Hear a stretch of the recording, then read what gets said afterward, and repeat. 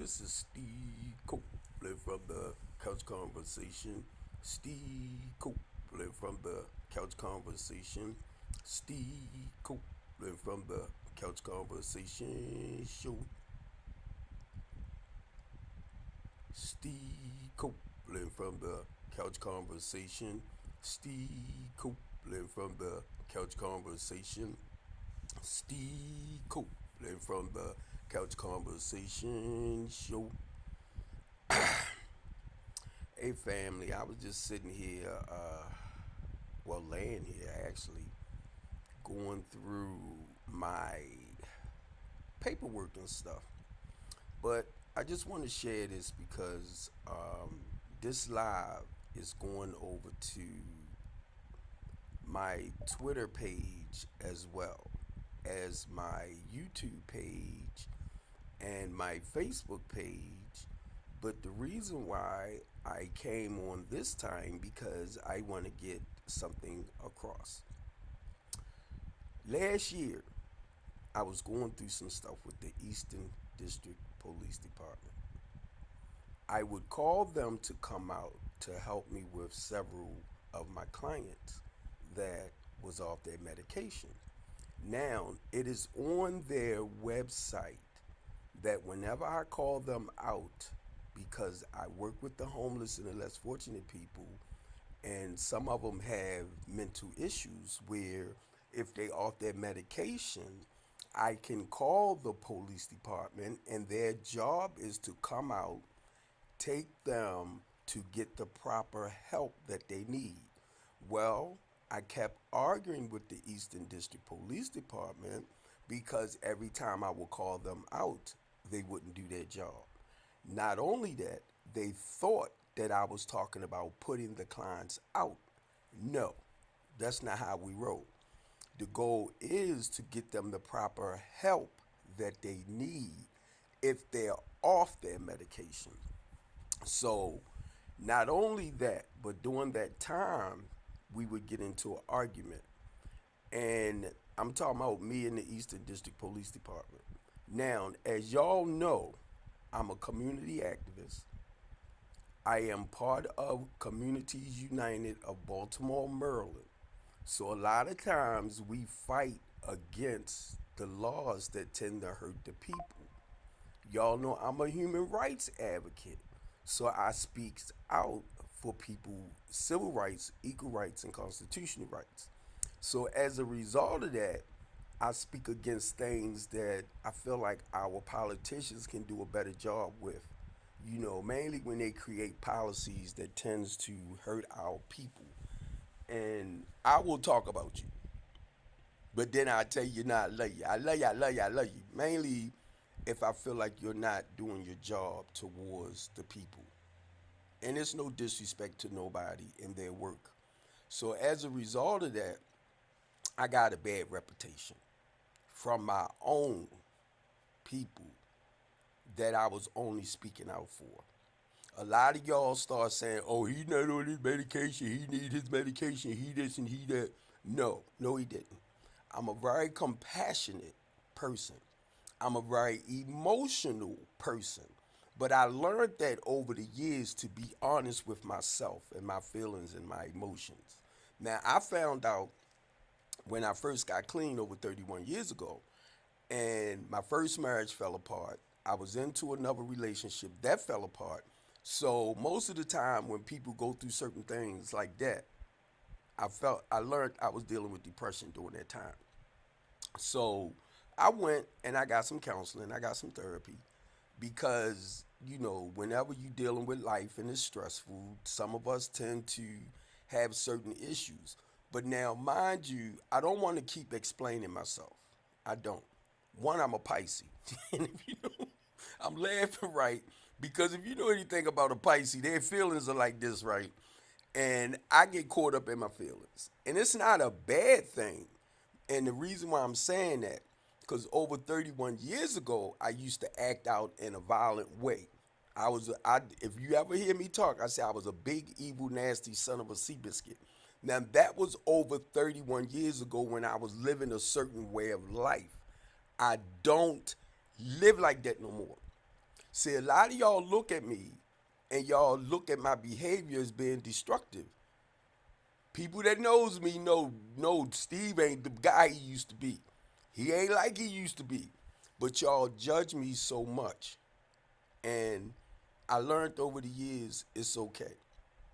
Because a lot of y'all are afraid to step up and do what I do when it comes to us and when it comes to the way we're being misused and treated. Now, being a part of Communities United, I became a part of them maybe about 5 years ago. I became a board member as well. But because I was an organizer, and I don't mean was like in past tense because this is what I still do today, is basically trying to help us in the black community. That's what Communities United is all about. Their goal is fighting for the civil rights, the equal rights, and the constitutional rights for the people in the black community. But the thing is to encourage you and motivate you to stand up and fight for yourself. You get what I just said? Now, if you choose not to fight, it's nothing we can do.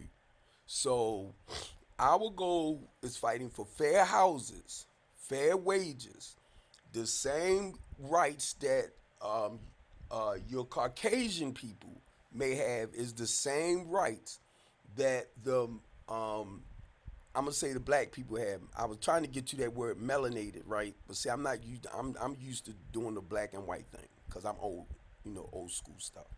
Well, anyway, I didn't ask for this. I just want y'all to know. I was called, and I shared it a lot too. I got ordained deacon in 2009. So the Holy Spirit hit me and said, "Rather y'all believe it or not, I'm just telling y'all what happened with me. I need you more out there than in here. As far as I need you more on the streets than in the church itself, in the building. I'm sorry. So I only do y'all what I want. People help me. People help me to look inside of myself to find out what was going on in my life to cause me to act out in that destructive way. So I'm only giving back what was freely given to me. That's all, y'all. I want better for other people just like people was able to help me to be able to be responsible and productive with my life all over again. I'm just trying to give back what was freely given to me. So I get judged a lot. And to me, it's okay because if that's how you look at me, that's fine. But if you look at my actions show something totally different. Look at my actions. Because see, a lot of y'all look at me and you judge me from here, but you don't look at what he do to try to help Baltimore in a more productive way. Now, I'm not going to sit back and remind y'all of basically a lot of stuff I do because I spoke out against the school system, how they not educating our kids properly. We helped them get the $15 minimum wage passed here in Baltimore City. I spoke on that twice with the fentanyl and the opioid epidemic. We fought to get safe consumption sites here because the fentanyl and opioid is taking people out. The point is, if the goal was to help save lives, but see, a lot of y'all don't know that about me, right? But that's what I do as a community activist, a community outreach coordinator, a community organizer, as a person that cares. That's what I do. Now, my family, my immediate family, my sons, my daughter, my son, my daughter, my nieces, and my nephew, most of them that grew up in the inner city, I raised, they live a total different life. They're not out there like a lot of other kids are. I might have about two or three, maybe two, that's out there acting a certain way, but for the majority of them, no. Because they was raised a little bit different compared to the way we was raised. That's why I'm proud of them. Even the ones that want to act, do what they do. It's okay because sometimes you have to go through that to realize this is not what I want to do. So that's why I try to help our people, the ones that's living the more destructive way of life, to help them understand you can turn your life around and live a more productive way of life. But if you look at it, and I'm gonna share some stuff with y'all, it's set up that the inner city people won't be that successful. That's why a lot of people taking each other down and they're allowing it to happen. Where you turn around, you do something wrong, you go to prison, like a homicide rate, right? A homicide. And you go to prison, they might let you right back out so you can continue that same behavior. Y'all might not see that, but I see a lot of stuff y'all don't see. And sometimes I wished I never seen it. It's right there in front of your face. So now look, the reason why I came on, because I went to take a plea deal for some stuff I didn't do. I listened to the prosecutor read some stuff off that I know was not true. The police set that stuff up. The police wrote the report. And then because I'm just finding out a lot of the stuff that was put there didn't have nothing to do with me. But I was implicated on stuff. But it even said it itself. The police report with the young man never once mentioned I did anything, touch him or nothing. But they charged me with first degree assault. They charged me with burglary on my own rental property and business, transitional housing program. They charged me with invasion, home invasion, and I never had the chance to talk to a judge to tell them that is my business and rental property. How can I do a home invasion on the stuff that I rent? But guess what? I haven't been able to talk to the judge about none of that. But this is what the police officer did, and this is what the detective did. And I'm trying to be careful about throwing their names out for now. So I'm listening to this prosecutor, and I'm listening to the false information she got, and she throwing it at me. And I'm like, oh my God. And I went to do a plea deal on something that I didn't even do. And I told my lawyer, I said, no. Why am I going to sit back and say I did, but plead guilty to stuff that I didn't do? And I listened to her, the prosecutor. Because guess what? A lot of y'all don't understand this, but I'm telling you right now. It starts off with the freaking police. The police write a report, then it might be one charge. Like somebody might have a gun. I'm going to use that as an example. And they put 10 charges on that one. Because what that does, they give that prosecutor a chance to play with certain things to really try to find you guilty of something. And that's what they doing with me. Monday, the judge told me last Monday, right? Because I did the Alfred plea. I had this box on for almost 2 years. On my right feet, they operated because of the neglect that I had in the hospital, the prison hospital. They operated on my right foot twice. I had my feet operated on 3 times where I lost my big toe. And I know a lot of y'all probably say, oh, he deserved it because he this and he that. Because that's just how nasty some of y'all can be. And I'm only trying to help us. So I lost my big toe because of diabetes and them not being properly over the hospital, the prison hospital, not being properly, well, the doctors and the nurses and stuff, from what I understand, they can get their certificates and all of that offline. I ain't know that till a lot of people start telling me. So now I understand the neglect and why my feet got operated on twice. Then I lost my big toe. And guess what? A lot of y'all, I was telling what was going on with me, and y'all watch me. A lot of y'all watch how they was treating me, and nobody stepped up to help me. But I'm the bad person. Do y'all know how that feels? No matter what, I got to keep smiling and keep moving. So anyway, I'm looking at this prosecutor, right? Now, mind you, I'm trying to let that bull junk go with the Eastern District Police Department, how they was coming at me. They got videos every time they would cut their camera on, I would cut my live on. So a lot of y'all seen what was happening.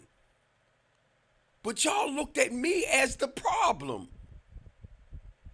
And I'm arguing with them, telling them we should be like the police and myself. We should be working more together than against each other because y'all get paid to protect and serve.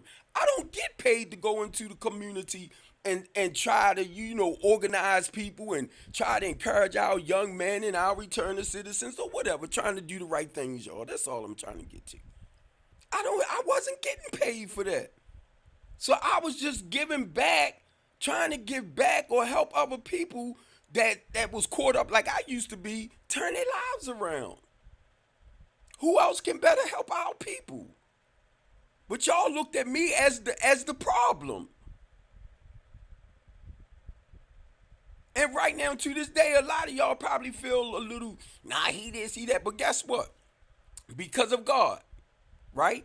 Now, I'm trying to push the stuff behind me with the Eastern District Police Department. I even told their major the issues I was having with the ones on the street. I even told their captain what the issues I was having with the ones on the street. I even went to talk to Commissioner Harris. I went down there 2 times to talk with Commissioner Harris. I couldn't see him because I had to make an appointment. So I called one day and I left a message for Commissioner Harris to reach out to me because of the issues I was having with the Eastern District Police Department. Because they kept coming for me. 3 of them was in my face one day. And I'm telling myself, Steve, shut up. Shut up, because my behavior looked crazy. And I didn't want them to think I was this crazy dude. So I'm like, Steve, shut up. Because I felt like they was getting ready to take me down. They was white. They was white. And a lot of y'all watched it. And I'm talking about people that I do rallies with, people that I do protests with, people that I was giving donations to give back to the city. And y'all just talked about me and looked at me like, yeah, he this, yeah, he that. But I wasn't trying to sell y'all out. So now this happened March the 12th of last year. And I'm still on the home monitor. You know why? Because they don't want me out there in the community running off at my mouth. But they forgot. I do social media. I do a platform. Even YouTube, even Facebook kind of cut certain things off where I can't deliver a message to y'all. And then a lot of y'all, church members, family, friends, I don't even know if y'all could see me. I don't know if y'all understand what I'm saying, because guess what? You won't even push like. You won't even put a comment. Just say, keep doing what you're doing. So I don't know who see it, but I'm public on my regular Facebook page. I'm public, so I'm seen all over. But it's not about them. It's about Baltimore City to me.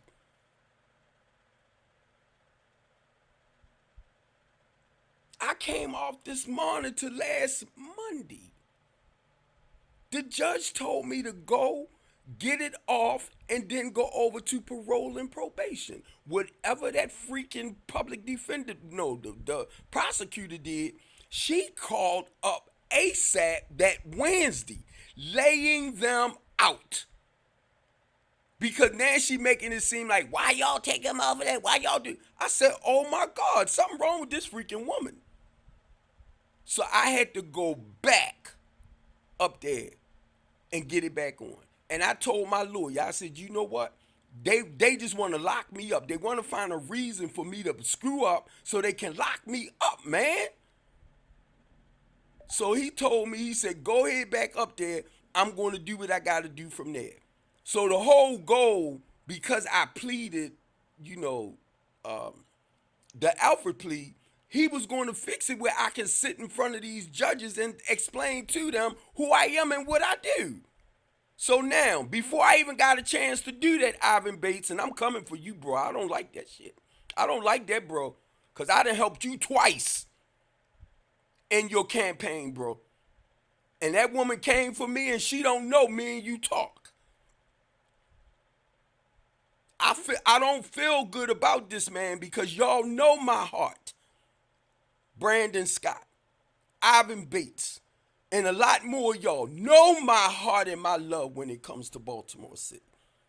And standing beside y'all when it comes to fighting against, you know, the crime and the homicide rate and all that, trying to reduce this stuff. But then y'all want to make me out to be a criminal. So I talked with my lawyer. He said, Steve, okay. And guess what? I called Fox 45 News. I said, Julian, I need y'all help. I wasn't trying to go there, y'all. I was trying to let it go.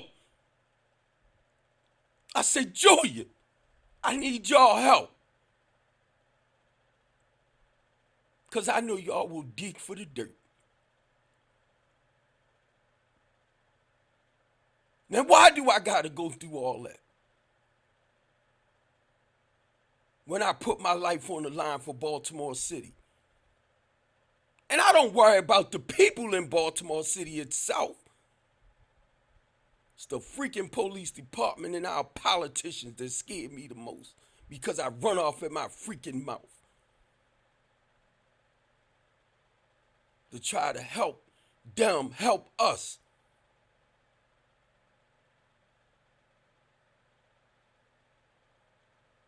Marlo Hargrove reached out to me. My goal is to help the individuals and the homeless and the less fortunate people. Marlo Hargrove worked with the returning citizens and all that type of stuff. He said, Steve, I want us to team up. He said, you know, a lot of people going to be mad when they find out you over here. I said, I know. That's a freaking shame. Because y'all know when I come, a lot of y'all might look at me as this type of person that's negative, right? But when I fight, I'm fighting against the powers that be, right? They don't like it. And Marlo know that. He knows that basically, Steve, when they find out you over here, it's a lot of people going to be mad. I said, I know. I already know that because I know how y'all look at me. Christopher Anderson asked me to help the Republican Party years ago to win. It was 9 of them that was running for the, seats in the city. Christopher Anderson asked me to help them win their seats. I said, okay. He said, come over here, Steve, and help us. See, y'all don't know, because I do this for us. But I knew they weren't going to win. It was just the point. I knew I would pluck their fucking nerves. And excuse my language, y'all. Just because they know I was over there with the Republican Party. Oh, shucks. Steve over there. Because the only reason why I try to work with people whose hearts and minds are in the right place for helping our inner city people. I'm on Twitter. I'm listening to the guy talk about Margaret Sanger. During the Freddie Gray ride, this guy father sent me, and I got mad. sent me this documentary, said, read this. This is what's happening to your people. That's what made me fight more for Baltimore City. When I realized how they setting us up to actually take each other out, and y'all don't even pay attention. But y'all look at me as this bad person. Then you got so many people kissing their tails, sucking their butts, and I don't play that. I was even offered money to stop doing strengthening the community as far as trying to help in the community. I said no, because I love my city. And when I sit back and realize people make me feel like I'm the worst piece of trash, when I only fight to help us, try to get things, Baltimore City built back up for us in a safe place. Y'all know how much sometimes I just want to turn my back like everybody else on y'all. Oh, I watch it. I see it. I'm telling you. A lot of people that used to come out and my brothers with we ours us. I love y'all. Y'all know that. Baltimore Peace Movement. I love y'all. Y'all know that. Hugs Don't Shoot. I love y'all. You know. A lot of people get paid. There's a lot of organizations or nonprofits out there that don't get paid because they're not bending. And we talk. I'm talking about men, women, and we talk because we don't allow them to step in and dictate how we should do stuff to help build back up in the community. So a lot of us that's afloat doing pretty good, we don't sanction the bull crap. And I'm not gonna mention their names that y'all think the city giving money to. It's normally private businesses that's helping a lot of the nonprofits people that I know, that a lot of our politicians shows up for their events and stuff and make like they, doing this and doing that. No. You know the biggest problem with a lot of that? I speak out a lot on it. And that's why it makes me look bad. So I'm trying to get better now at not speaking out on a lot of stuff. Coming so straight and forward. That's all. But just actually, like I told Marlo, I want my actions to speak louder than my words. I love y'all, man. I love y'all. And y'all don't realize, guess what? I'm 62 now. I never ever thought I would get this age. I know one day God gonna call me home. I know one day I'm gonna die. I know. But I tell you what, I try to do my best in leaving that legacy behind. Rather y'all talk good about me, talk bad about me, he crazy, he this, he that. But you'll see, it's nothing but love for Baltimore City. I'm not running to no other city. I'm not running from whatever that's going on. I come from the streets. When I used to be in the streets, it was all about me and how it got done. Just the same attitude I carry over here. But as a Christian man, I got to bring it down. Then I realized Christ went through the same things when he was on his journey. The apostles. God showed me. You walking in the footsteps of some great men, Steve. Martin Luther King, all of them, that lost their lives. So I know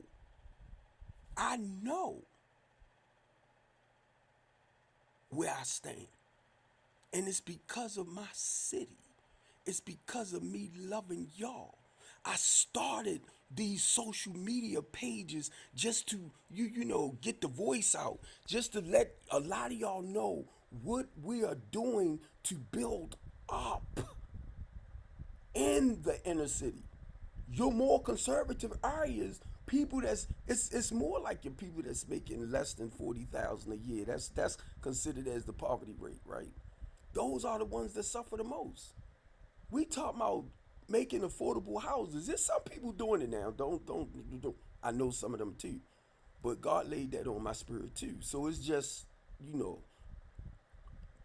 us doing what we do. So I'm trying to watch what I say to y'all because I learned you can't put everything out. Y'all know I tell everything, but I learned some things you just gotta get it done, right? So, in saying all that, right, I'm talking with Marlo, right, and y'all know Marlo have a building, which he working with parole and probation. Um, So it's for men only. His stuff is for men only. So when I say individuals, I'm talking about men and women, individual men and women. So the men that I deal with, I can get them into the facility. But the whole goal is you got to do the necessary work and turn your life around. Do y'all realize they don't want us to do stuff like that? They don't want it because they make money off of the destruction and the pain and the misery. That's where the money comes from. They don't want it. But when God puts something on your spirit, you gotta go.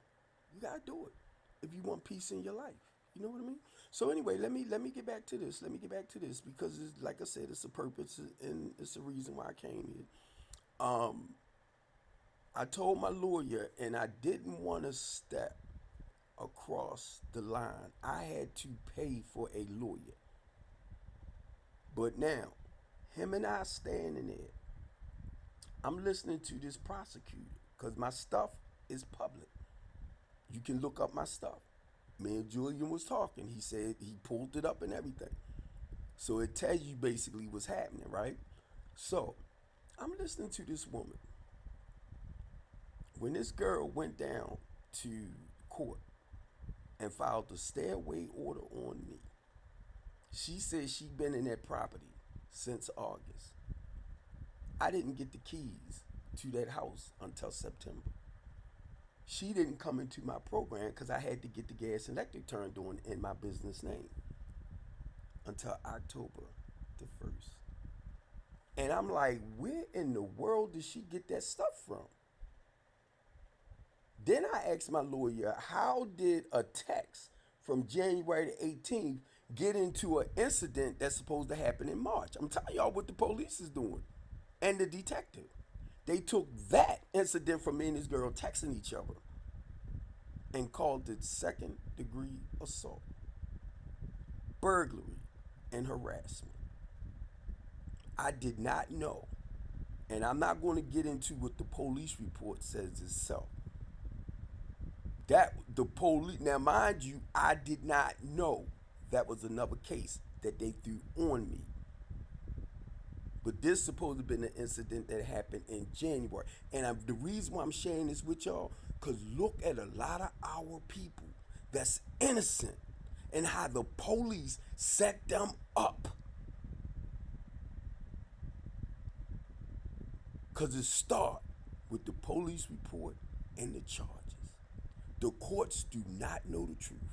So they can only go off of the misinformation. And I'm like, God, why did you allow me to see this? Because you know I'm going to get on my live and I'm going to talk about this. The Eastern District freaking police. Street polices. And some of the sergeants. You bunch of creeps. Now y'all goal is to protect and serve. My thing is, why is we coming up against each other? I'm a community activist. I try to do what y'all do, but y'all get paid. We supposed to work together. Well, anyway, I was trying to avoid it. I'm listening to the prosecutor going off a bunch of misinformation to find me guilty. So I told my lawyer, I said, we're going to take it to court now. Because I didn't know everything she had. And if I had early on, if I was aware, I forgot what they call it, but I had a public defender and I had to go get a lawyer. I had to get a lawyer because the public defender made me like made it seem like he was completely against me too. But see, I understand all of them. If you've been doing it for years, a lot of them know each other. A lot of the prosecutors know each other. A lot of the lawyers know each other. The judges know whoever. And I'm telling you, it's just like politics. If they want to nail you, they could nail you. If they, it all depends on what's what, right? So, what I begin to understand, and I was thinking about this today too, um, they can only, they go off of what they are presented with, but I could not actually tell my lawyer, and I kept telling him in a way, I said, this is bigger than what you realize. It's not about the clients. It's not about the clients. It's about the Eastern District Police Department. I got about 15 of them names and numbers that I was, badge numbers and names that I was told to report to Eternal Affairs. And the reason why I'm sharing this with y'all, do not do that to yourself. Oh, he shouldn't be this and that. I've been doing it. I posted a lot of this on Twitter last year when it was happening. I post a lot of it because I needed either Brandon Scott, and I told Brandon Scott when I seen him March 11th, I said, I need your help because of the Eastern District Police Department. Brandon Scott did that budget meeting. That's where his 4.2 for this year. He was doing the budget meeting. When he came in, it was like, "What's up, nephew?" Gave him a hug and everything. I said, "I need to talk to you about the Eastern District Police Department." That was March 11th last year. March the 12th, I got locked up, and I don't think it had nothing to do with him. It was the police officer. But now, all in all, it's something else there too. Because I said what I was going to do because of what happened. I'm going to sue Baltimore City Police Department. I'm going to sue Baltimore City and the Eastern District Police Department. Because I found out, and everybody that know what was going on since Steve, they harassing me. And believe me, they was coming. They was coming. I'm telling y'all. I'm telling y'all.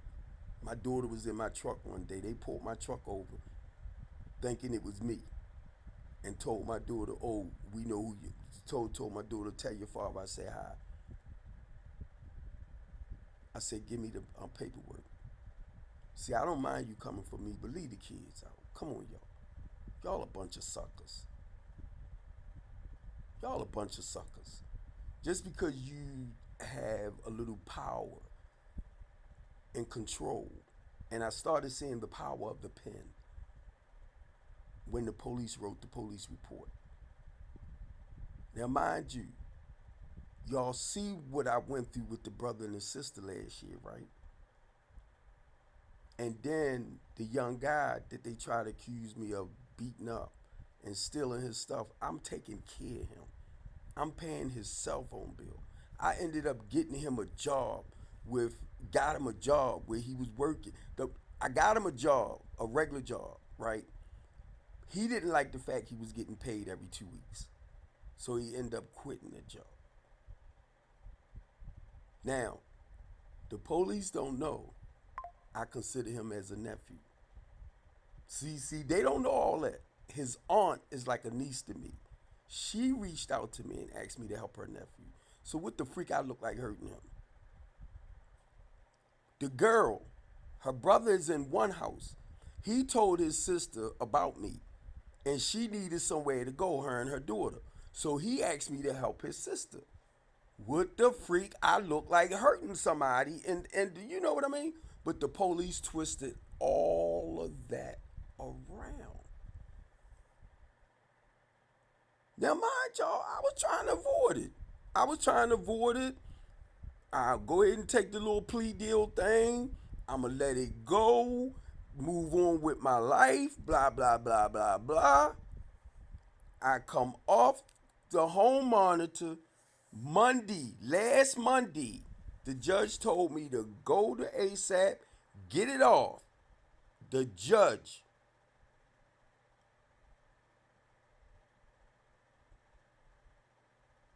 And then I supposed to went over to parole and probation. When I did go, it was the 5th.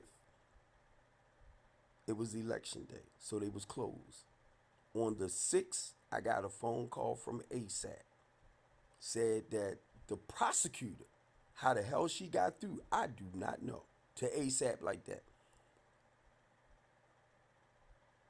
She called up there yelling and screaming at them, making them think they was wrong for taking me off this box.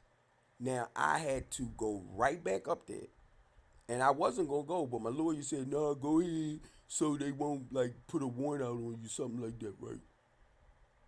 Now, mind you, the woman was the one that agreed with me coming off the box. Then you gonna call ASAP and lay them, ooh, Ivan Bates, I hope you see this, sucker. I ain't trying to be smart. I hope you see this. Because now I see how y'all work. I see how y'all work. And I can make clips of this right here, so that's not a problem. And send it right over to I keep wanting to say TikTok. Send it right over to then I don't have to, because if you go over to Twitter, I'm showing up right there at Twitter. So it's people over Twitter looking at it too.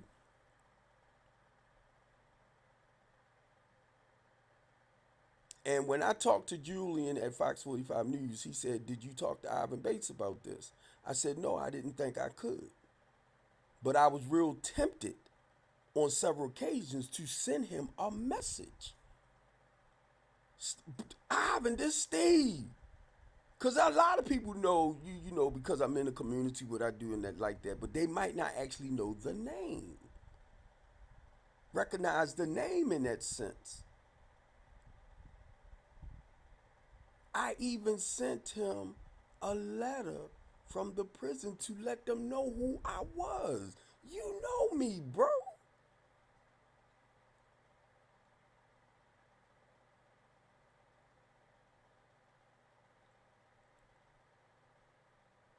Do y'all know how that feel? To know I put my life on the line, and sometimes I want to turn my back. I want to be like everybody else sometimes, and I'm not trying to be smart. It's like I just want to throw my hands up, right, and be like, I ain't doing this no more. But I feel like it's like the spirit called me out, and I'm trying to be obedient to the spirit. But sometimes my flesh be like, please, I'm tired of this. Trying to think of ways and means where maybe we can reach each other and do something positive. I mean, I know we ain't going to help everybody. I know all that. I understand all of that. But there's some people out there that needs to know or want, the necessary help in turning their lives around. I witnessed that when I was out, on Pennsylvania and North Avenue and all that. I grew up around there. Fulton Avenue, Clifton Avenue, Retreat Street and all that. I grew up in Park Heights. That's the main area with Communities United that we was having house meetings, the people coming out, monthly meetings on safety in the war zone, harm reduction in the community of color. I was giving those monthly meetings and inviting people out that used to live a certain way, don't live like that no more, and turned their lives around. Some of them work down City Hall, some of them work down the court building. That throughout my recovery process that I met, and I know they turned their lives around. So the goal was to help encourage and motivate the people. Some people was afraid to come out, mainly if they was living in low income housing, and we had our renters meetings. They were scared to come out, thinking they would lose their place. But I was your mouthpiece. If you had called Community United and said you had an issue with the rental office about this, about that, you know who showed up and spoke with them? Me. Because you have rights.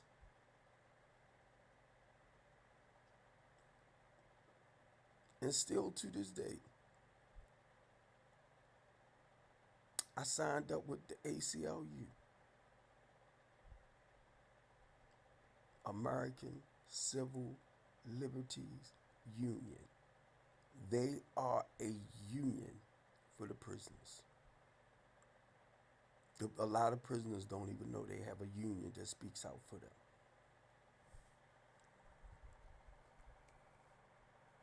American Disability Act. People that's in the hospital over the prison, like myself, I was considered as disabled. This is what happened to me from the hospital, the prison hospital, the American Disability Act. That's why they couldn't send me back to population. I stayed in the hospital for about 6 months. A lot of y'all didn't know that. The doctor, I was putting some of that tactin on my feet, because you got to, as a diabetic, I make sure you no cuts in between your toes and stuff. So I was putting that stuff on there to kind of dry it up. Where I had my operation at, the doctor now took some of that ointment and put it on my feet, where that cut was at. This was on a Friday, where I got operated on. By Monday, I was back in the hospital. They had to operate again for the second time. But these supposed to be professional doctors and nurses at the hospital, the prison hospital. I couldn't eat the food because the food had my legs swelling up and stuff. So I had to start watching what I was eating, but not realizing I was starving myself because I couldn't eat the stuff like everybody else was eating. This was in the prison. Then I started watching the way they was treating the inmates, and I was screaming on them. And me and the correctional officers was just arguing. I said, play with me. Because I knew the warden. I said, try me. Well, he wasn't the warden he had moved on to somewhere else. But my thing is, when you know people up top, my thing is try me. And I'm not trying to be smart. I was just starting to see how the people in the prison wasn't getting the proper service as far as help-wise to help them become a better person. Now, look up a correction officer, and their duties is supposed to help correct your wrong. And that's not what they was doing. That's not what they did. Some of them. Let me correct that. Some of them meant well. They tried to feed you in a positive way as much as they can. Encouragement and stuff like that. But then if you don't have intervention programs, or if you don't have programs to better rehab people, to better help turn this around. Because somebody asked me about Safe Streets, right? And I said I wanted to do a contract, because of my business, my LLC. I can do a contract with them to help change the mindset. When you got people that been in prison for 10, 20, 30 years, I'm just using that as an example, and they haven't turned this around. They only go off of the old information that they know. That's why a lot of them came home practicing the same behaviors. Because that's all they know. So you take somebody like me now with 31 years clean, because I had to change my old ways of thinking. But guess what? Let me get with an organization like that and be serious about wanting to work with people, because it's a spiritual journey too after a while. It's spiritual. Like when you hear me talk about morals, values, and principles, the stuff that, we was taught as we was young, but we went our own way with it, that's spiritual principles. But you have to change your old ways of thinking. You have to change people, places, and things, or you'll fall back into that trap again. That's life. So the goal was to get with them and, have like meetings on stuff like this. Bring them into the communities where we could have monthly meetings, like harm reduction in the community of color. Safety in the war zone. Because now we got the black men in the community, the kings, you know what I mean? They not in prison, the ones that's not in prison. So it's a positive example, but you had to work with them to help turn it around. Because a lot of them started practicing old behaviors. And be honest with y'all, I understood why. Because when you don't have nothing new to put here, you go off of what you know, right? But a person like me would be a problem, mainly for the people that don't want to actually see things change in the inner city. That's all I'm about, y'all. When I'm like down Gilmore Homes, when I'm in the little projects areas and the little hustler areas, I'm big unk. I'm unk. But to me, I'm like daddy, because I'm older now. So to me, I look at a lot of them that's younger as either my nieces, my nephews, and sometimes they get too goddamn smart with me. I might call them my grandson or something like that. They be like, "Don't do that, uncle. You can go. I'm ready for you. Call me nephew." But see, that's opening up the ice with us. And I don't knock what they do. Don't get it wrong, because if this is all you have, that's all you have to give back. But the goal is encouraging them and motivating the ones that, you know, don't want to keep living like that, but they want better. So the goal is to guide them towards I was getting ready to say the places, that too, but guide them. Once you find out what they want to do and what's going on with them, rather they want to go back to school to work on a GED or get a high school diploma. You got some of the females and guys too that might want to get into barber school, hair school. Some of them might want to get in nursing. So for me, I have to know where a lot of those programs at, where I can guide y'all to. And I have a list. So when I would go to some of these meetings that they have, like City Hall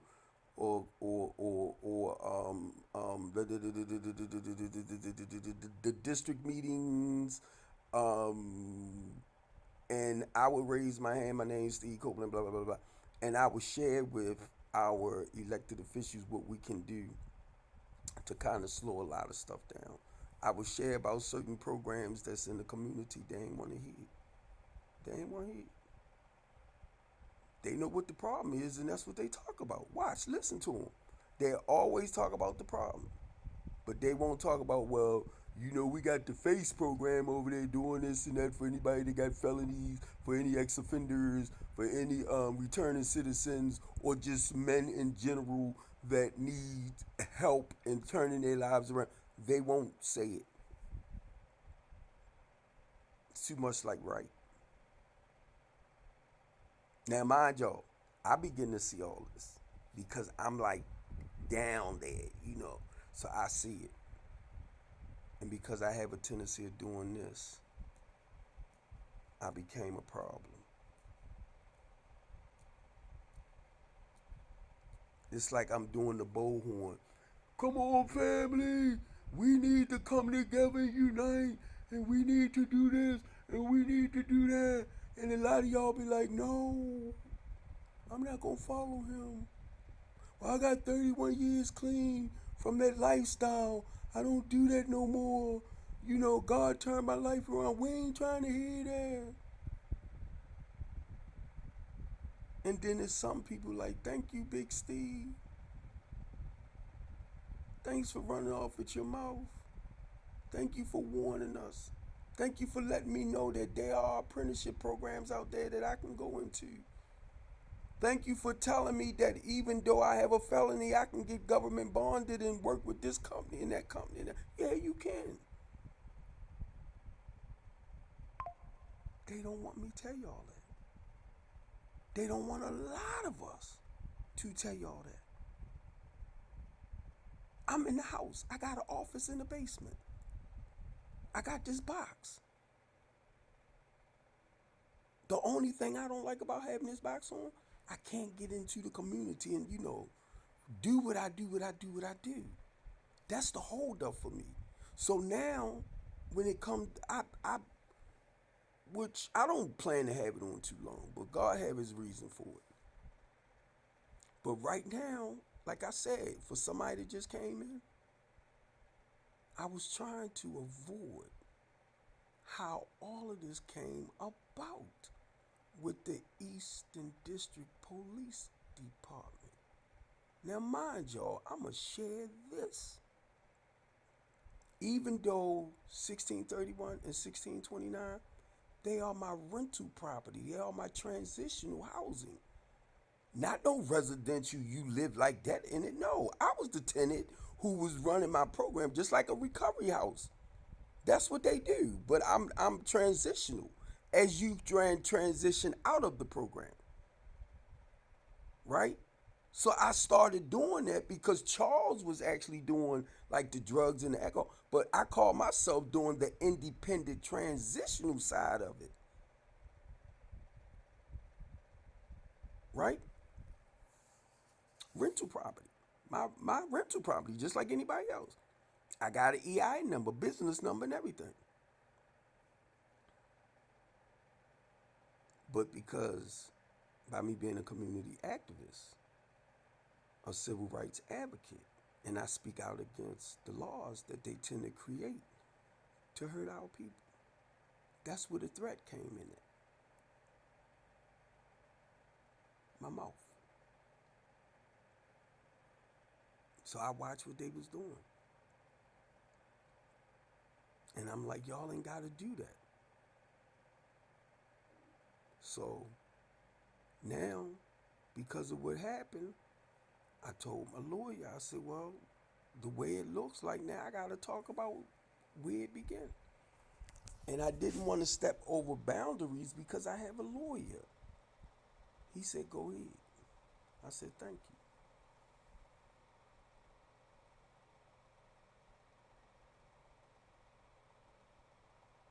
So now, that's why I'm on here. I didn't want to do it. I said, I'm going to let it go. It was the Eastern District Police Department. It was the Eastern District Street Polices. The officer created 15 charges against me because he was mad at me. Me and this guy talked. He gave one of my clients permission to knock down my back door. And I told him, you're going to pay for that door. Call Shipley. Now I'm going to say your name. Officer Carl Shipley. He gave Dre permission twice to knock down my back door. I reported him to his supervisor.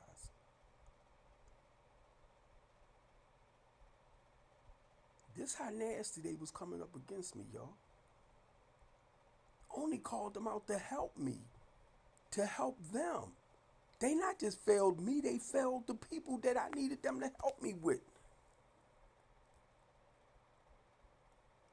And I told my lawyer, I said I was trying to avoid all of this. But the prosecutor, when you turned around and threw me back on this box, you think I'm going to just stay here? For me fighting to help people, and you want to make me look like I'm the problem? No, you are the problem, Vanessa. That's the prosecutor. I ain't going to say your last name. Because you know what? I'm seeing the bullcrap y'all do. And like I said when I seen, I said, y'all fucking with the wrong Negro. And excuse my language, y'all. I'm just being real, okay? Excuse my language. Y'all know I have a big mouth. I don't want to act like this. But God told me. I said, I'm going to let it go. And move on with my life.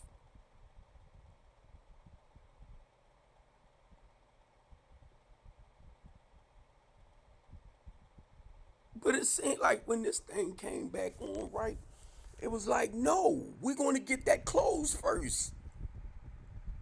To what they did to you, Steve. I'm like, no, I'll let it go. I ain't got no problem with that. No. Because I seen firsthand, y'all, how they can set you up. and lock you up. And then I'm looking at Lady J, right? And she doing the on Monday nights, she do the project with the guys, right? That been in prison since they was like 17, 18, like the innocent stuff. And I'm looking at it and I'm saying it and I'm feeling sorry for them, y'all. Because I'm talking about all fucking black men.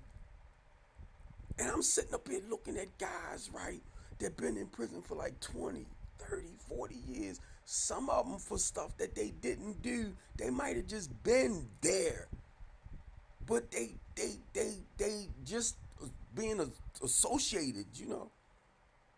But if you didn't commit it, and this is what the dumb prosecutor said herself, even though we know you didn't do this and you didn't do that, but just because you was there.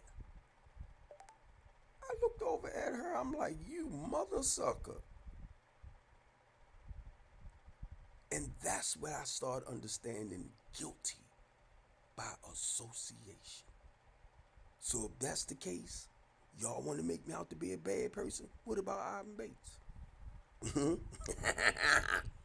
Guilty by knowing Steve Copeland.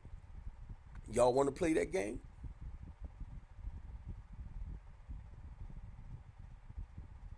And y'all not started thinking like that. Okay, you want to do guilty by association, even though my nephew never once said I touched him. He never once said like his phone supposedly came up missing. I don't know if that's true or not, right? I don't know. I'm just saying what they say. But never once, even though we know this what the plea was about. The Alfred plea. Even though we know you didn't do it, because she started talking, but you was right there when it happened. You might not have knew it was going to go down, but you was there. I was like, oh my God. Not being smart. Just because I was in the vicinity. Yup. Yup. And when she said it, she screwed herself, be honest with y'all. Just because we understand you didn't do it personally, but it was just the point. You was there. And then guess what? I had a hammer in my hand because I was working on the house next door. So I had the hammer. They called it a sledgehammer. I said, okay. Even though you hit the floor with the sledgehammer, because they had swung on him. His father swung on him. But I didn't expect them to like cut this shit out, right? They knew all that. But it was just, they couldn't find them, so now you guilty by association. So you know what I was saying? Because it was clear that you didn't do nothing. All that was clear. All that was clear. That's what the Alfred plea was about. That's why I had this on since March of last year. So it's supposed to, and I'm talking about the home detention. It's like I'm in prison, but it was supposed to have been considered as time served. The prosecutor agreed to it. Now watch what I get ready to say. I don't know how it happened, but the clerk had it on the paperwork as if it was 2 years that I was supposed to continue serving, which it was supposed to have been considered as 2 years dropped. Time served. That's why the judge told me to go and get the monitor off. It was the prosecutor, because of the way it's on the paper, was the one they called ASAP and laid them out, and I had to go back and get it on there. And I'm reading it myself, right? And I'm saying, you dumb mother sucker. The prosecutor. Y'all see how they play with us? Do y'all see how they play with us? You sat up there, woman, agreed with my lawyer about me, but now guess what? Because I know the truth of everything from the police mistake. Because I know the truth. For what they did, it's like, but when she did this, now you got it where I got to go back and tell what really happened. Now you got to prove your case. I'm like, God darn. And then on top of that, mind y'all, she trying to tell me now, we talking about people that's homeless. Families didn't want them in their houses. So you trying to tell me you've been in contact with them for the last past almost 2 years? And we never went to court. But you communicating with them. I told my lawyer, I said, she lying. She lying. Trying to make it seem like, well, if I got to do a body attach, this is what she said then. I'm saying to myself, we supposed to went to court this day. We didn't make it. We supposed to went to court another time. We didn't make it. How many times you think they're going to show up for these lies of the police? But see, now, mind you, they lawyers. I mean, prosecutors, they still lawyers. But they think we dumb. They think we dumb. And then the only thing the reason why I had to shut my mouth, because number one, I'm in their arena. And y'all know I'll go. And it's not that I mean any harm. It's just me expressing and telling you where I'm at, the truth.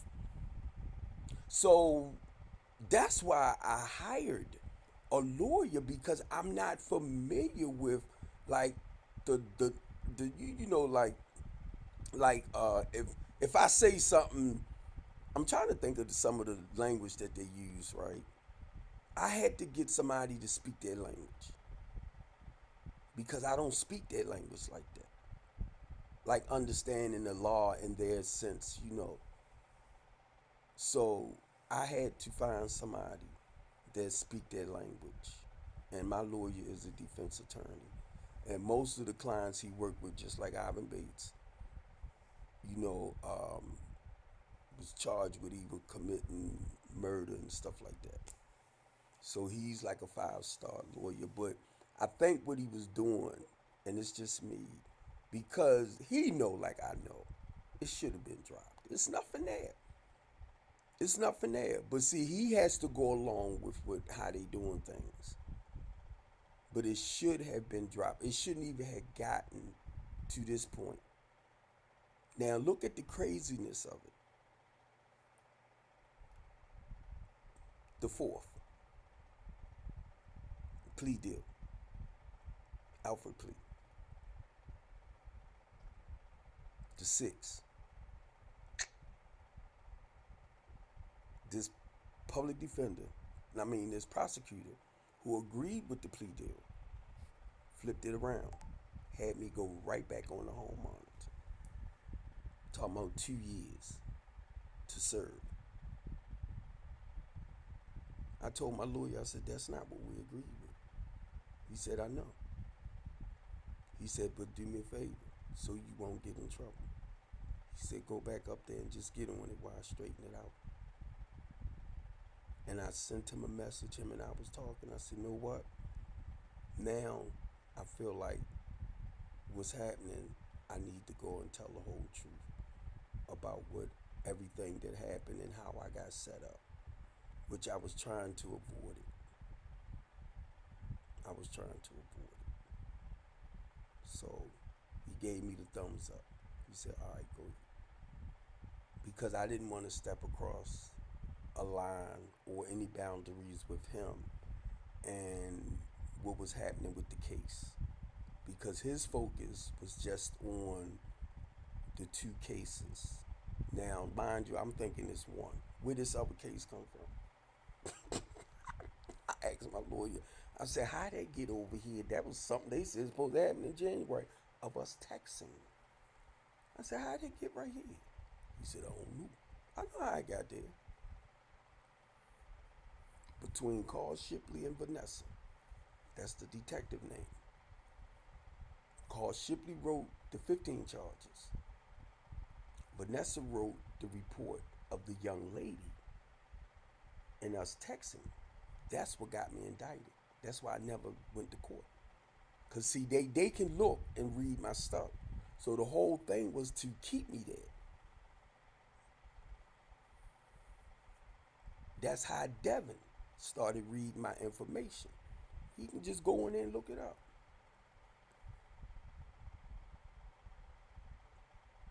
That's how my daughter and them can tell me what my next court date is. I don't even search that stuff. Because you know why? I know I ain't did nothing wrong. So I don't look it up. I already know the truth. I already know the truth.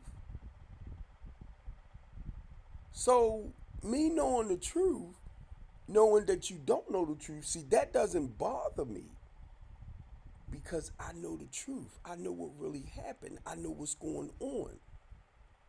But nobody but my lawyer, I was able to tell 1631 and 1629 are my rental properties. I signed the lease for those property to do my transitional housing out of. Just like if somebody was to have a recovery program and they in the residential area, they doing it out of the houses. Most of us lease, houses from the landlords anyway. Until we get to that point that we might be making money where we could do our own. So I tried to explain to the police, do not, I'm the tenant. They are my clients. I do not do rental agreements and stuff because it's no guarantee they're going to stay.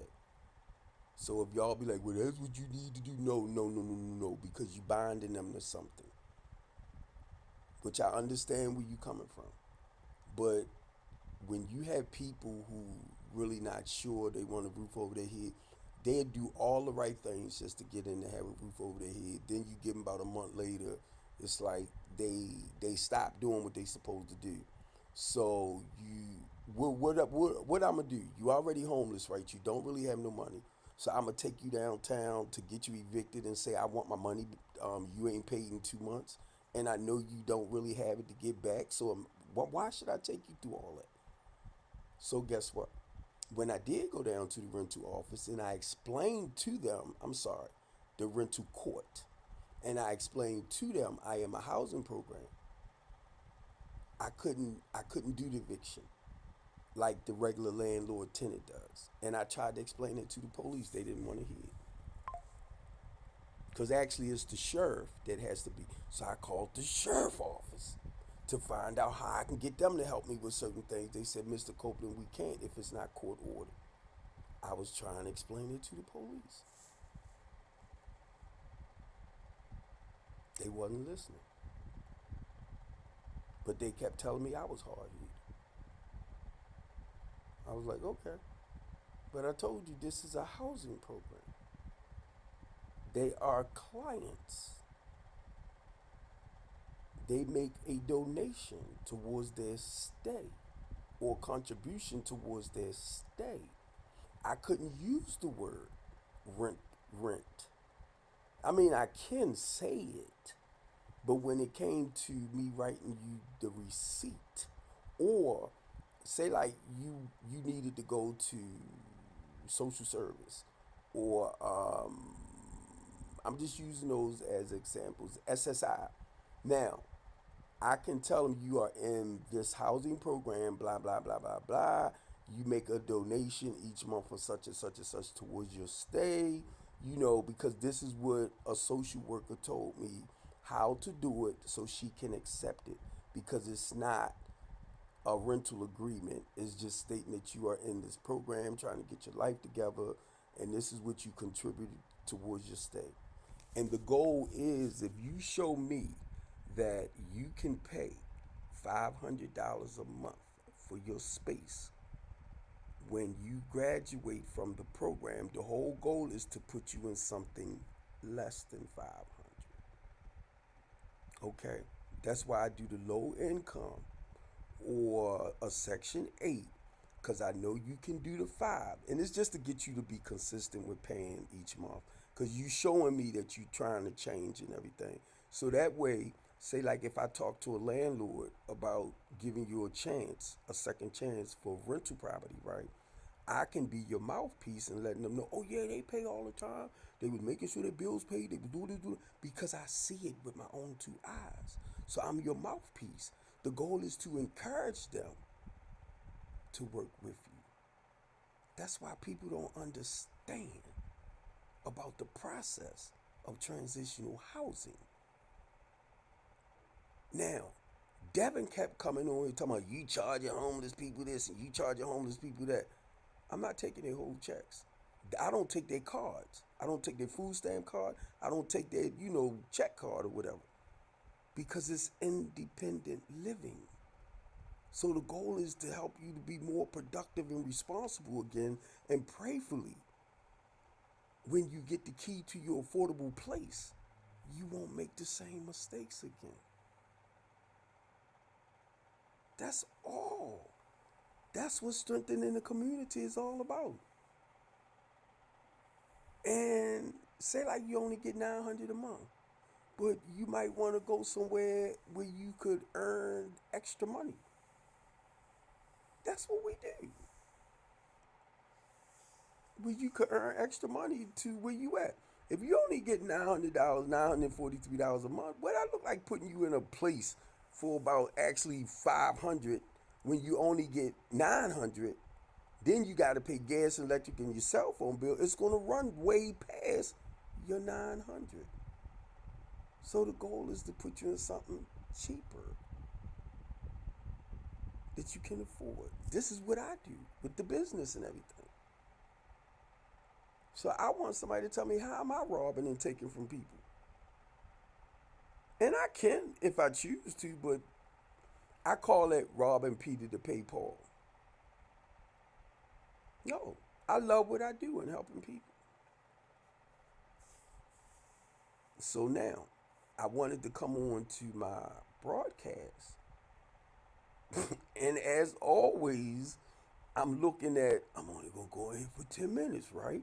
I'm not going to make it too long. And I do it every time.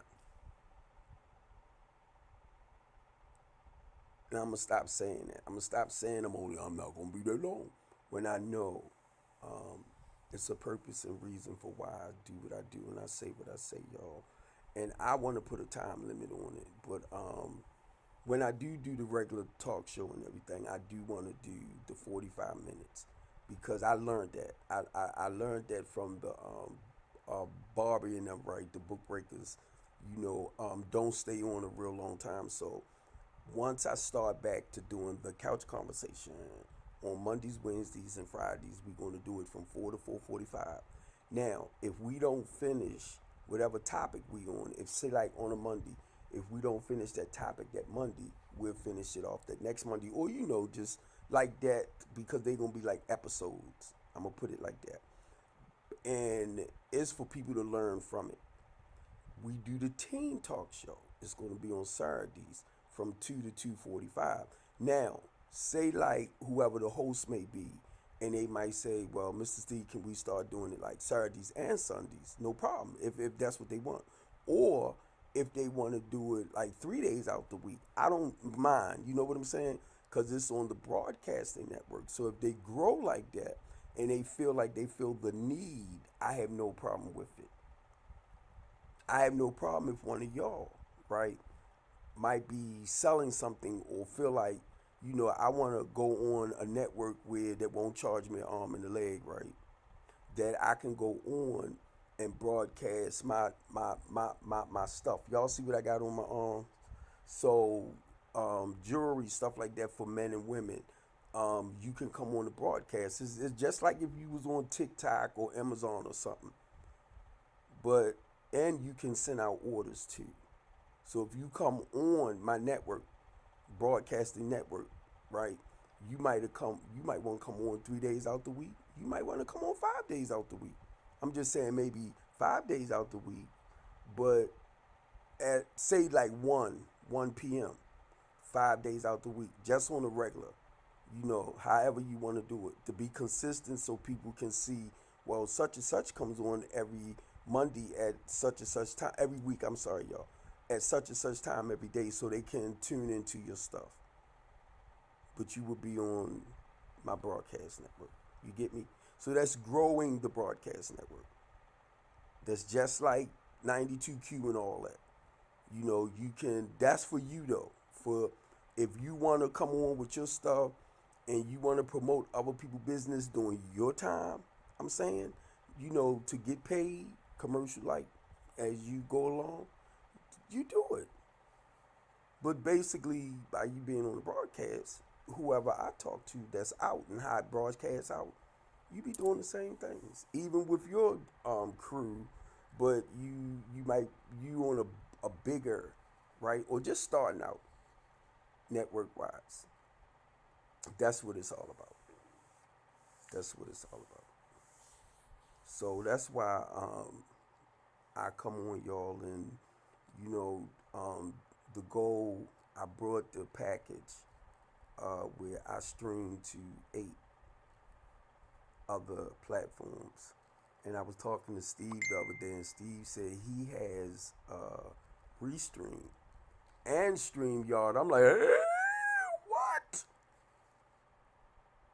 Because, the more you do certain things, the broader your audience is. And that's what I was like, whoa. But see, be honest with y'all, because I'm coming out my pocket to pay, for like the networks, the promotions. I have to do things myself and work around certain things that will charge me. And certain people told me, like cap cuts, right? My friend told me to go there to help me, like, do scripts and ads and stuff like that, where I'm right there where I'm not paying. But if I want to do the pro stuff, then I'll have to pay the extra money. And I've been really tempted. But the thing is, I don't want to keep putting money out when I'm not getting it to cover it back. You get me? And I just don't want to keep doing it. So a lot of the stuff, certain platforms I go on, just about every platform I'm on, I have to pay for it. I have to pay for it to I was going to say advertise, but to get the information out. And it's all about us. Keep in mind, when I put stuff out, I'm only trying to encourage us here in Baltimore City to come together. I sent, and I'm going to say your name, Tim Fazenberg. They are Republicans. And my thing is, because Make America Great Again, and y'all are from Baltimore City, get your butts out into these communities. Don't talk that talk. Donald Trump was talking all about make America great again, make America great again. But y'all don't realize he's saying it, but he's telling us to do the necessary work. So my thing is, y'all support him. Strengthening the community need donations. We need volunteers. We need your help, because it's about building up in the community. I'm going to hold y'all on that. I'm going to hold y'all accountable, because it's not about him. Y'all want to make it about him. It's not about Trump or hers. It's not about them. So my thing is, make America great again. That's going to take work, unification. So I'm going to hold y'all accountable. Don't keep talking this bull junk. Harris is gone now. So when y'all post stuff on Facebook and all this type of stuff, I'm trying to knock her, she ain't there. Forget about that. It's the work now. It's the work. It ain't gonna get, America ain't gonna get great again by itself. It's the work. It's the people that has to come together to do the necessary work. And I'm calling them out on it. Don't talk, don't talk. Let me see what you do. Because I'm already in the community doing what I can do to help make Baltimore City great again. Charm City great again. Marlo Hargrove doing what we can. Squeaky, the Kirk Center, Standing Strong Mentoring, Baltimore Movement. I'm trying to think of some more stuff. Non-profits and stuff. That's in the community. See, it's a difference. Politics. Politics is what it is. But then it's the actual footwork. It's the people that has to do the footwork. So y'all can sit up here and talk all these laws and things all you want, but it's the people. Now, if I'm not mistaken, if they pass that bill where women can't get abortions and stuff like that, right? They not just talking about black women. Black women ain't the only women that get abortions. Or you know might have to abort. I'm just saying. But black women is taking it personal, like they took. Now I don't know. Maybe it's something there saying that black women can't have abortions, but everybody else can, because a lot of them took it personal. And I'm like, huh? But guess what, ladies and gentlemen, if you lay with a person and that person don't wear no protection, there's a 99% chance you're going to get pregnant. If you don't want to have a child, don't sleep with nobody without, making sure they protect, wearing something. That's just another way of saying you gotta be more responsible now.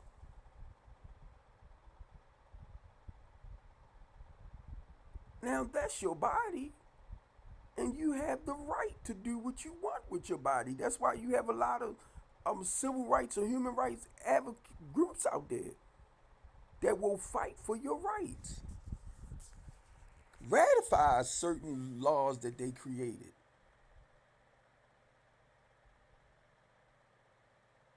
My thing is, say like a woman get pregnant and she don't want it, she might go to some illegal place to, have the abortion and end up hurting herself even more.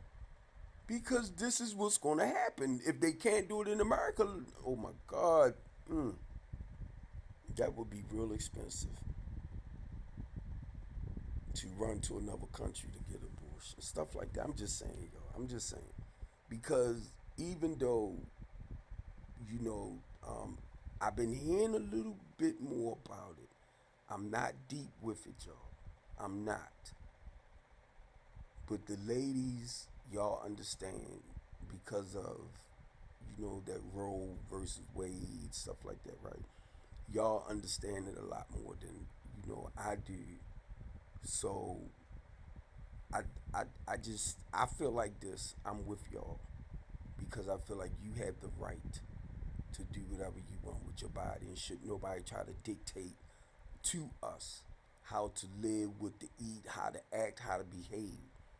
That's what the constitutional rights are there for.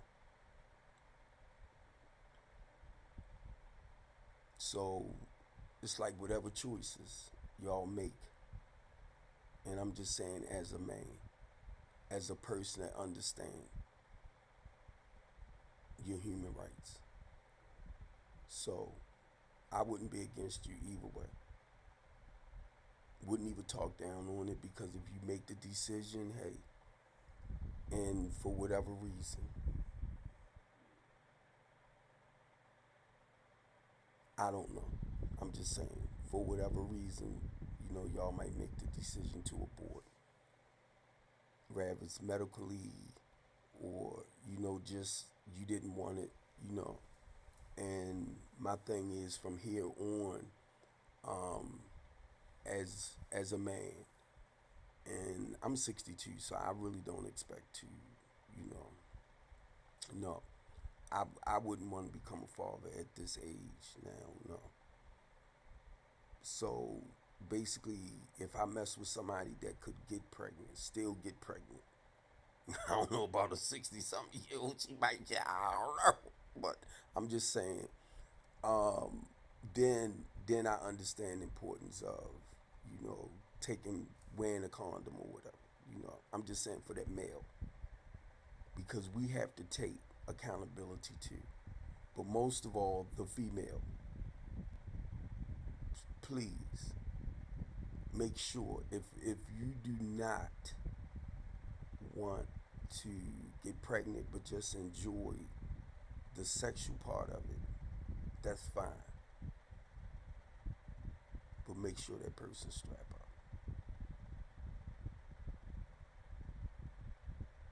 And I'm saying this to the ladies because you have to take accountability. Don't get mad. It's sad because they created certain things. I just don't like the fact that they try to dictate to us what we should do with our bodies, how we should speak, how we should behave, you know, and it's sad. And a lot of them that create certain laws, guess what? They do the total opposite of what they create. Come on, we human. We human. You got in politics, you have a lot of them sleeping with young children and stuff like that. But when it's like they don't see their own behaviors, but they can make laws that'll crucify you. But until their turn comes, I got a lady in the UK that deals with a lot of that over there, with our politicians sleeping around with 5 and 6 year olds and stuff, and the police department know it. That's why I told y'all my Facebook page, my main Facebook page, my Stephen Copeland 909 is public. So people see it all over. Now right now I try my best. Like right now I'm looking at 3 viewers right there. But I know it's more than that. I know it's more. It's just that, I can only see 3 here. But I was told, don't pay attention to the viewers. And this is what was told to me years ago.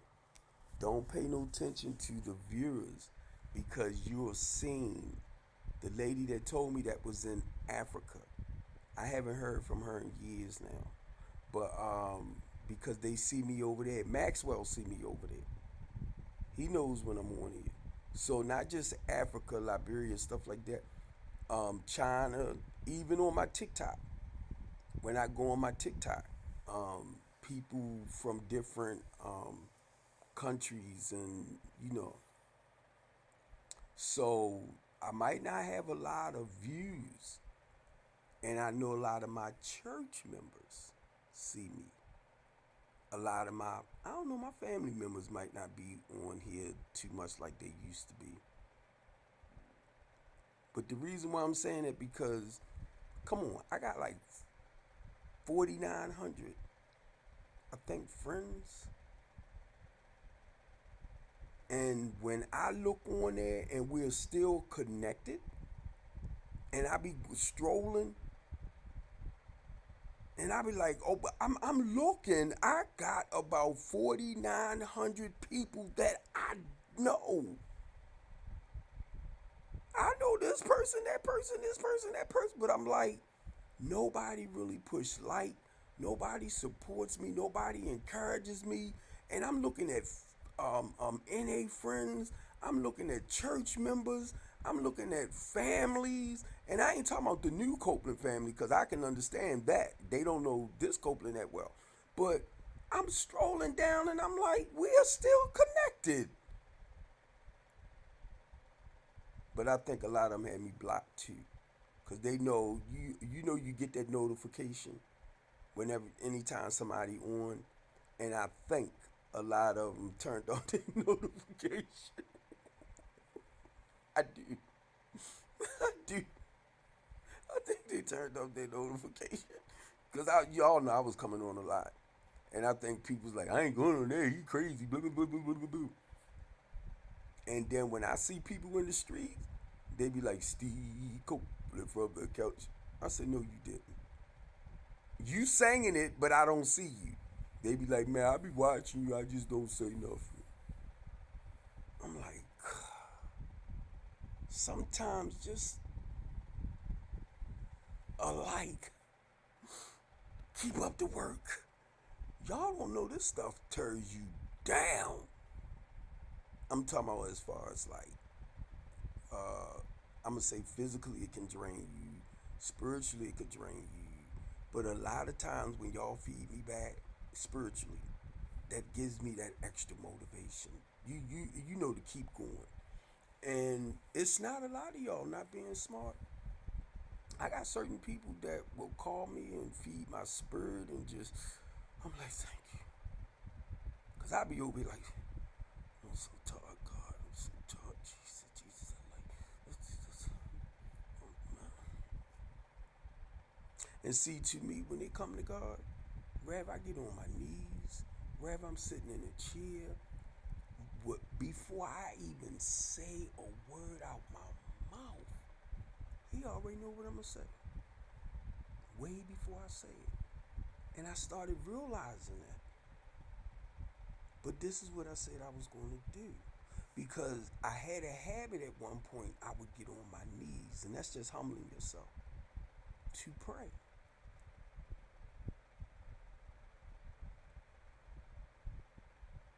But I'm like, God, you already know. You created me. You designed me.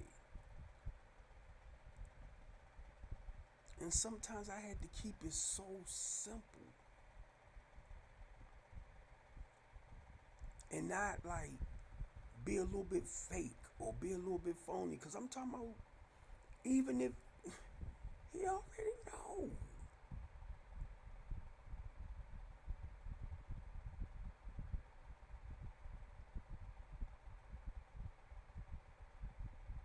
So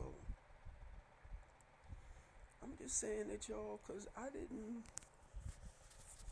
chose this path. I didn't chose this path. I didn't. And then if you look at everything you go through, I understand why so many people just like, I was out in the community doing this and doing that, but I stopped. That's because it was you. And your heart, your spirit, your soul wasn't into it.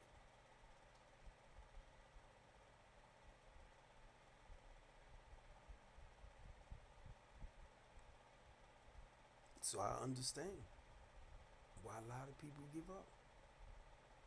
Damn, want to get better at. See, I don't say stuff like that because when I sit back, if you tell me, oh, they ain't gonna change, they don't want this, they don't want that, and I be like, well,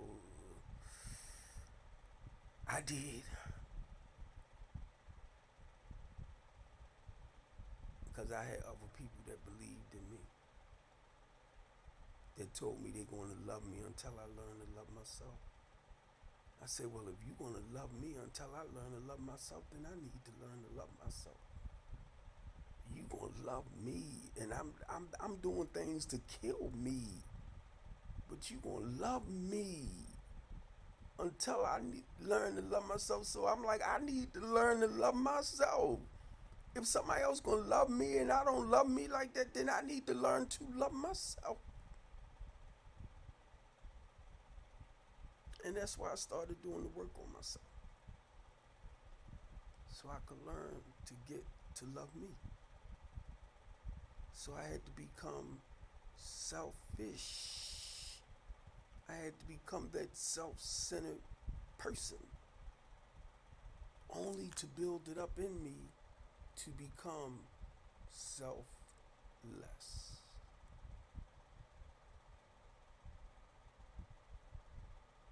And that's the point of giving it back. Once you learn how to love yourself and everything becomes self-centered, it's all about me, blah, blah, blah, blah, blah. But to give it back in a more positive way.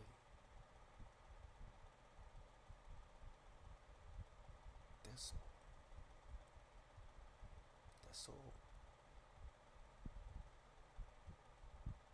I just want the best.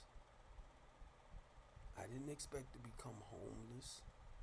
The same people that, I'm helping the homeless and the less fortunate people. Next thing you know, I gotta go live with somebody else. Thank God it didn't get to the point of me being on the streets.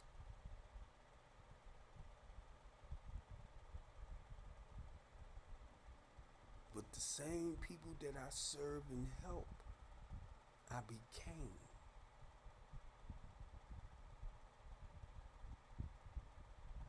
But see, the thing with me, I know how to go and do the necessary things to grow. You get me? As far as what it takes to be responsible and productive. Even though I didn't have like a roof over my head, stuff in my name personally, the business was just there. I couldn't do much with the business on the physical note. But if you called me and you shared with me what was going on with you, I can make phone calls.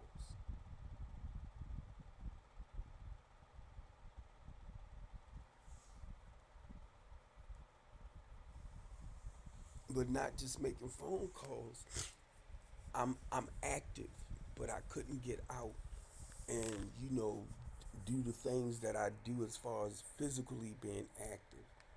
That's the hold up. That it seemed like I'm being held up.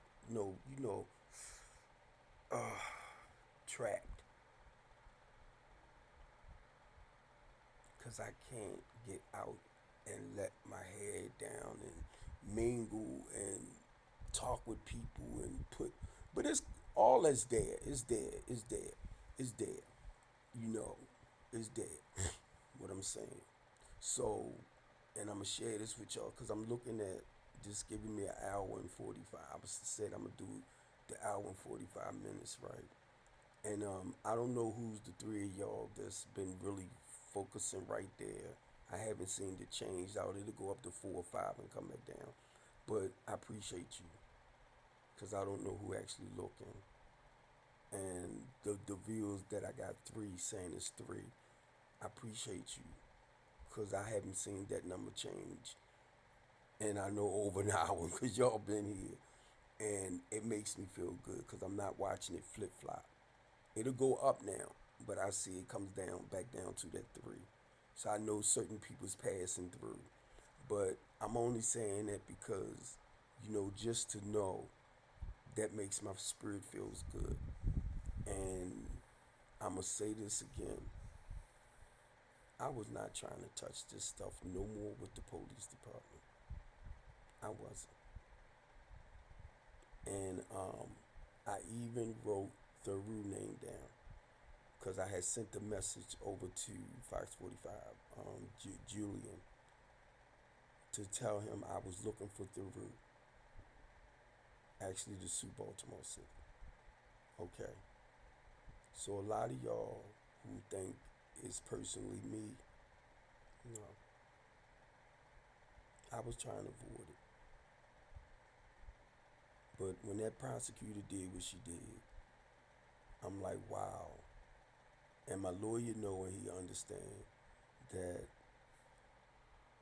we might have to go back and revisit all of that.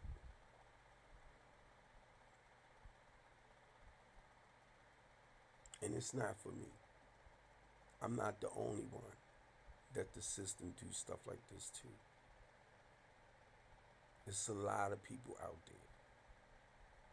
there, family and all that, son or daughter might be going through this right now with the same police officers who names I will be mentioning. So I'm going to get ready to get off. I love y'all and I thank y'all. Okay? I just needed to get that out.